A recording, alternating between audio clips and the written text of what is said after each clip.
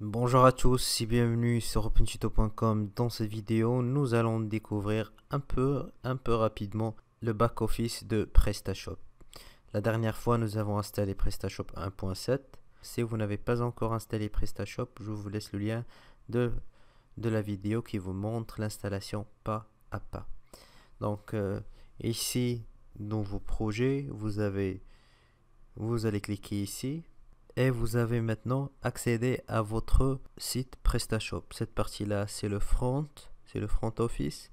Mais nous, on est intéressé pour accéder au back office de notre site. Je reviens au dossier d'installation de PrestaShop et vous allez trouver un dossier qui s'appelle admin et des lettres et une suite de lettres et de chiffres. Donc vous copiez le nom de ce dossier-là et vous l'ajoutez à la fin après le slash pour accéder au back-office de votre site PrestaShop.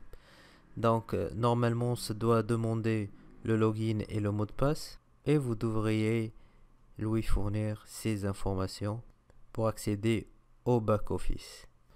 Après votre connexion au back-office, vous avez cette fenêtre qui s'ouvre, une très belle fenêtre. Comme vous voyez par rapport à la version précédente de PrestaShop, nous avons donc un tableau de bord modernisé, comme vous voyez, avec une barre de menu latérale pour naviguer dans tous les réglages de la boutique. Il est possible de paramétrer les modules selon ses préférences en cliquant sur cette icône-là. Voilà, pour ce module-là, pour ce deuxième module et pour ce troisième. Il est aussi possible d'ajouter d'autres graphiques que ceux prévus par défaut. Donc vous pouvez rajouter d'autres graphiques à cette page-là en cliquant sur ajouter des modules à votre tableau de bord. Comme vous voyez avec moi, j'ai des données d'exemple qui permettent l'apprentissage et l'appréhension de l'interface de PrestaShop. Donc vous pouvez les désactiver ou les activer. Par défaut sont activés et vous pouvez les désactiver à partir d'ici. Donc je vais essayer de les désactiver. Voilà, donc j'ai plus les données d'exemple. Je vais les réactiver encore une fois. Cette colonne de droite présente le fil d'actualité de PrestaShop, les mises à jour éventuelles et les liens utiles. Donc voilà, mise à jour. Et déjà une mise à jour que je dois appliquer, mais je ne vais pas le faire. Il y a ici les liens utiles. Comme je vous ai dit tout à l'heure, que ce bouton-là permet d'activer ou désactiver le mode démo. Mais les données d'exemple chargées dans le catalogue produit devront être supprimées manuellement lorsqu'ils ne seront plus utiles à la compréhension du système. Donc vous avez compris comment ça fonctionne et vous voulez vider l'ensemble.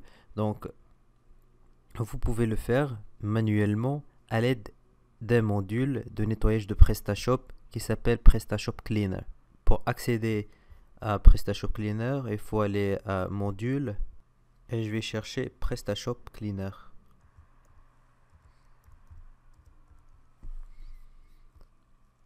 Je clique sur Install. Donc je vais cliquer sur Configure, c'est-à-dire configurer. Et après je vais choisir les éléments à supprimer. Donc si je veux supprimer le catalogue, je vais cliquer ici. Pour supprimer les commandes des clients, je clique ici. Il faut savoir que toutes les opérations effectuées avec ce module sont irréversibles. Une fois supprimé, une fois par exemple vous supprimez les commandes des clients, voilà, c'est fait une fois pour toutes. Donc je reviens à la page d'accueil du back-office. Comme vous voyez dans ce tableau de bord, vous pouvez choisir la période concernée. Par exemple, je vois les statistiques d'un mois, d'une année, d'un jour, G-1, mois-1 et année-1. Mais il est aussi possible de changer la période pour les données à afficher dans le tableau de bord. Ici, je veux par exemple avoir des statistiques de la période entre le 5 et le 8. Je clique sur enregistrer. Donc j'obtiens des statistiques uniquement sur cette période-là.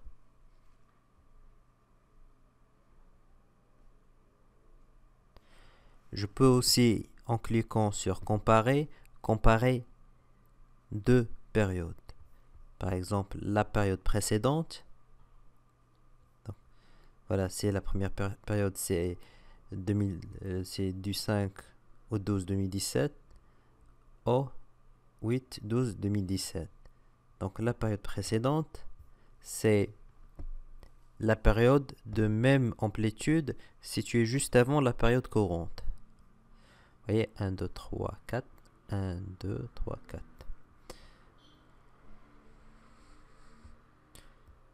Pour année précédente, cliquez aussi sur enregistrer.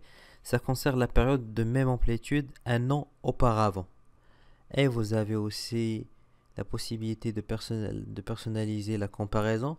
Par exemple, cette période-là, je vais la comparer avec une autre, par exemple, avec cette partie-là.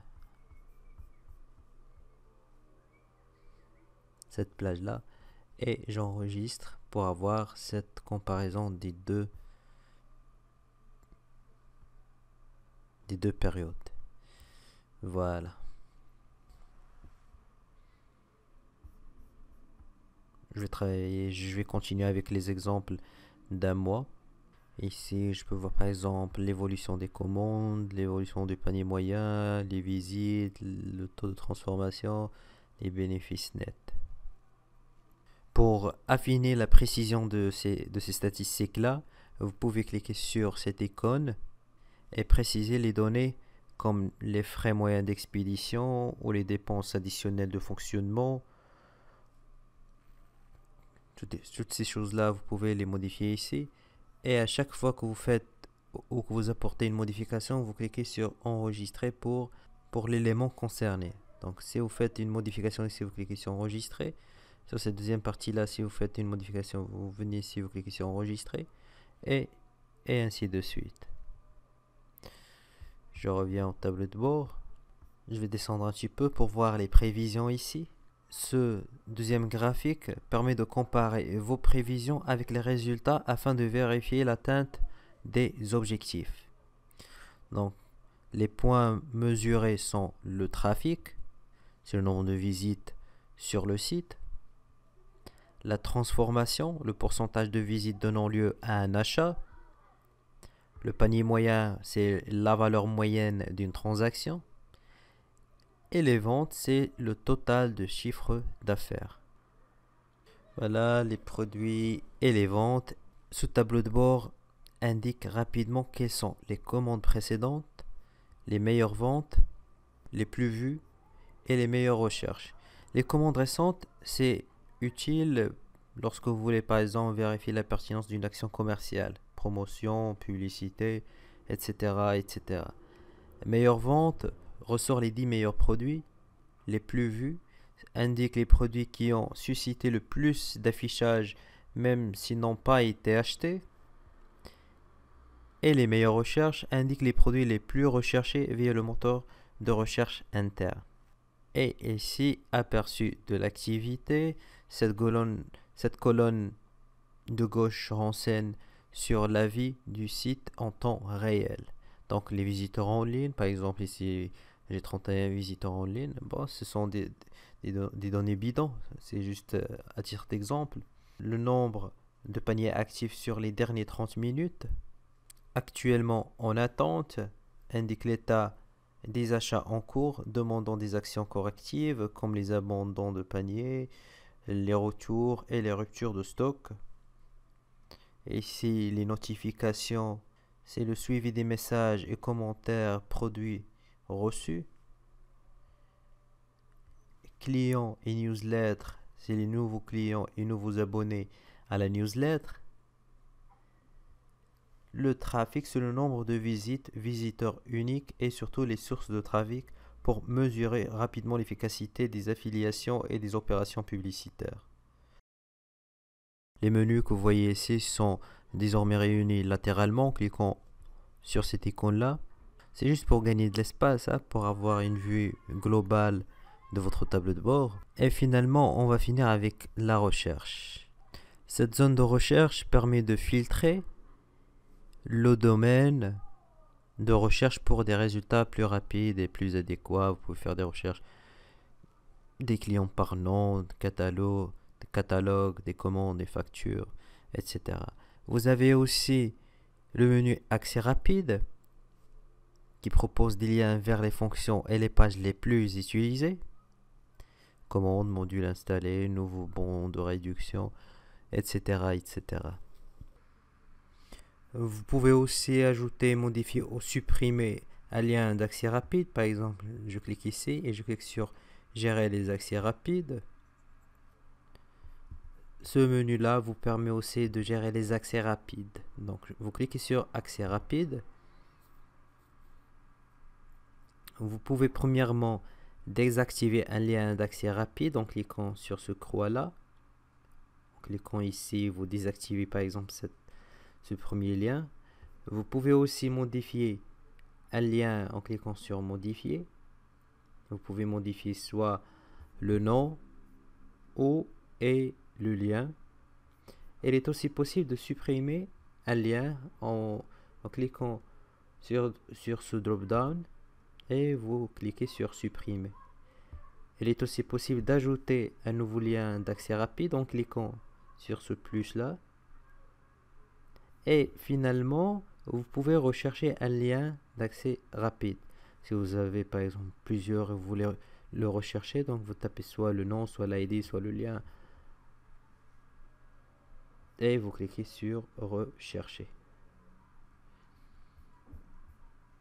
Ici, ce menu-là, c'est le dernier.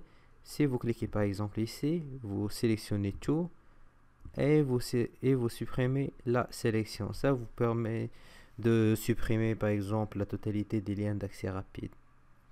Voilà, c'est tout ce qui concerne cette vidéo. Si vous avez des questions, n'hésitez pas. Merci de nous avoir suivis. Avant de sortir, je vous invite à s'abonner à notre chaîne YouTube, nous rejoindre sur Facebook, Twitter et Google+. Merci, à la prochaine vidéo. Bye bye.